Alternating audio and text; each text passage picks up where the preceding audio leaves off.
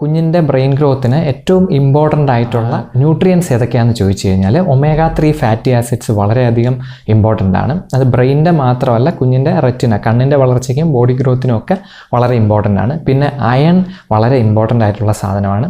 Zinc, copper, selenium എന്ന് പറയുന്ന trace elements അല്ലെങ്കിൽ മിനറൽസ് എന്നൊക്കെ പറയുന്ന ഗ്രൂപ്പിനകത്ത് വരുന്ന സാധനങ്ങളാണ്.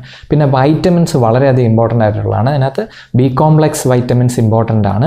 വൈറ്റമിൻ സി ഇ വളരെ ഇമ്പോർട്ടൻ്റ് ആണ്.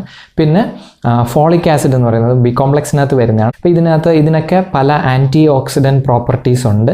കുഞ്ഞിൻ്റെ ഇമ്മ്യൂണിറ്റി വളരെ ഇമ്പോർട്ടൻസ് ഉണ്ട്. അതോടൊപ്പം ബ്രെയിൻ ഗ്രോത്തിനും വളരെയധികം ഇമ്പോർട്ടൻ്റ് ആയിട്ടുള്ള സാധനങ്ങളാണ്. പിന്നെ ചില അമിനോ ആസിഡ്സ്, ടോറിൻ എന്നൊക്കെ പറയുന്ന സാധനങ്ങൾ ഇമ്പോർട്ടൻ്റ് ആണ്.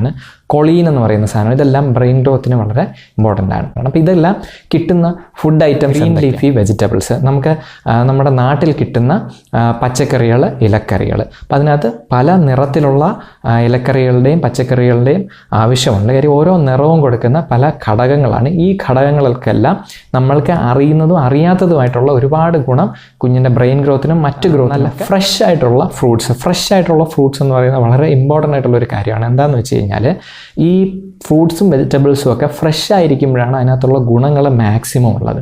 അപ്പം ഓരോ ദിവസം കഴിയും തോറും ഇതിൻ്റെ ഗുണം ഇങ്ങനെ കുറഞ്ഞു പോകും.